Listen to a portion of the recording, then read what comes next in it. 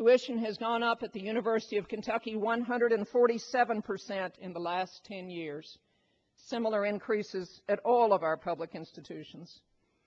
And just this week, new numbers released by the Council on Post-Secondary Education tells us that the gap between graduation rates for low-income college students and moderate to high-income students has widened.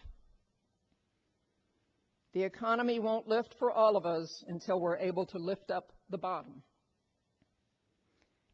And the state's needs-based financial aid is running out long before the need is met, year after year. Now, not enough Kentuckians trying to follow all of this understand that the reason the state budget is so important is it drives the policy agenda. It determines what kind of state we want to be in 20 years and in 50 years. After more than 3 decades in the public arena, I've seen that Kentucky too often takes 2 steps forward and 3 steps back, failing to create a sustained commitment to progress. Higher education is the best illustration in recent years. When the reforms were passed in 1997, we had a coalition of support from all across the state. We had bipartisan legislative support. We had champions up and down the aisles and in the private sector. And now, today, we have lost ground every single year for the last decade. We have failed again to create that sustained commitment that we have to tackle these problems. We can't keep spending more and more on our problems at the expense of the solution. We'll never turn around the numbers of people going on the Medicaid rolls or walking through those prison doors without a long-term sustained commitment to improving educational attainment. And we certainly can't continue to cut education and see progress. For the private sector, let there be no mistake that key decisions on public policy affect your bottom line. Until we have a more educated workforce, the economy cannot prosper in every region of the state. To tackle the challenges ahead, it's critical that public and private sector leaders recognize the vital ways their goals are interrelated. The success of business is dependent on the economic vitality of the state. And the financial stability of state government and its ability to invest in the future is dependent on the success of the private sector. Every key initiative with lasting impact, including the CURE reforms in the early 90s and the higher ed reforms in 1997, has had the private sector at the forefront, linking arms with public leaders and bringing continuity when political leadership changes. It will take all of us pulling together to ensure prosperity for Kentucky. Difficult times demand more from public leaders, and difficult times demand more from each of us. More of our citizens must become engaged in the democratic process. In the May election, 13% of Kentuckians turned out to vote. More of our people have to actively support their public leaders when they're running for office, and they have to support leaders who will make the difficult decisions necessary to build a better future in every Kentucky community, not just focus on the parts of the state that are doing well. And we must challenge our elected leaders to not let the crisis of the moment deter the state from the commitment to keep working toward long-term goals. Being accountable has to be more than avoiding scandals or mismanagement, as we found in the audits I mentioned. That's really a pretty low bar. Being accountable has to extend to our leaders making principled decisions when faced with tough choices, and being accountable means finding common ground when that's what's necessary to move forward. When people elect leaders from both parties, they expect them to govern in a bipartisan way, not to have continued gridlock and partisan bickering when faced with tough problems. Kentucky has become a two-party state. That's happened in my political lifetime. But with rare exceptions, we have not learned how to govern in a bipartisan way. Too often today, political campaigns are reduced to 30-second sound bites. But we can't govern in sound bites. That's a lesson to remember as you follow the public debates in our state capitol and in Washington. I urge each of you individually to get more fully engaged in the public arena, not just through the chamber, but individually, and encourage your colleagues in your businesses and your family members to become more engaged as well. Follow the issues. Support your party. Support candidates for public office at the local level, in legislative races, and in state and federal offices, and then hold their feet to the fire on all the issues important to you. And follow the spending. Read and watch as legislation and the budget are debated during legislative sessions. And as you see the headlines, ask how each decision really moves us on a path to address the issues I touched on earlier. Let your elected leaders hear from you personally. Let them know you are holding them accountable. You can weigh in on any of the issues important to you. Legislators and members of Congress listen. The governor and his staff do listen. You can call, you can write, you can visit, and let your thoughts be part of the process. Your attendance at a conference like this shouldn't be the end of a process, but a beginning.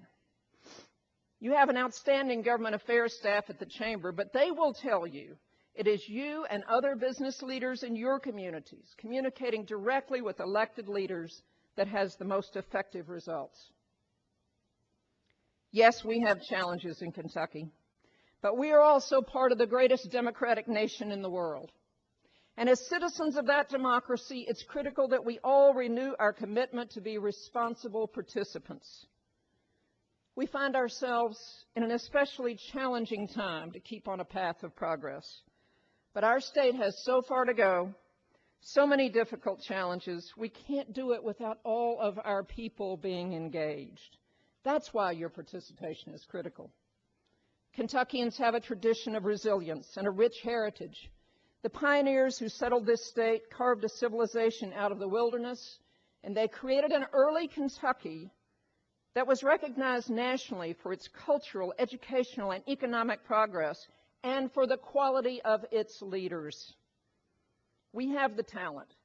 We have the potential to make every community in Kentucky a place of opportunity where our people aspire to excellence in their lives to equal the excellence we aspire to in the sports arena. To meet the challenges ahead, you should demand accountability, strength, and vision from all of our public leaders, but you must offer them your strength and vision as well. All of us must be accountable. I urge you to build on the good work of the Chamber and commit yourselves personally to do all that you can to make a difference in the future. Thank you. Thank you. Thank you.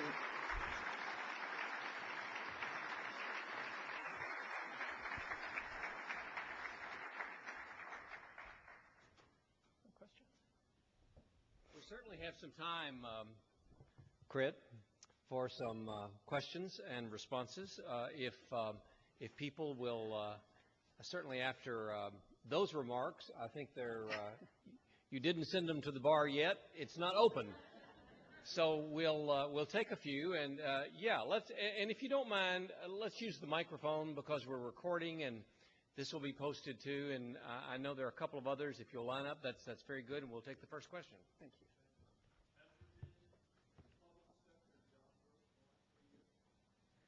Public sector job growth. Actually, state government is at its smallest in about the last 10 years, I believe.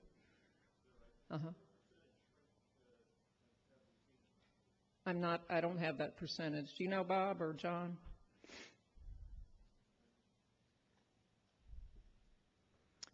On average, state government agencies have taken about 30% in budget cuts over the last 4 years. And the governor has made it a priority to make downsizing of the state workforce a part of his strategy to bring spending in line with available revenues. Anyone else?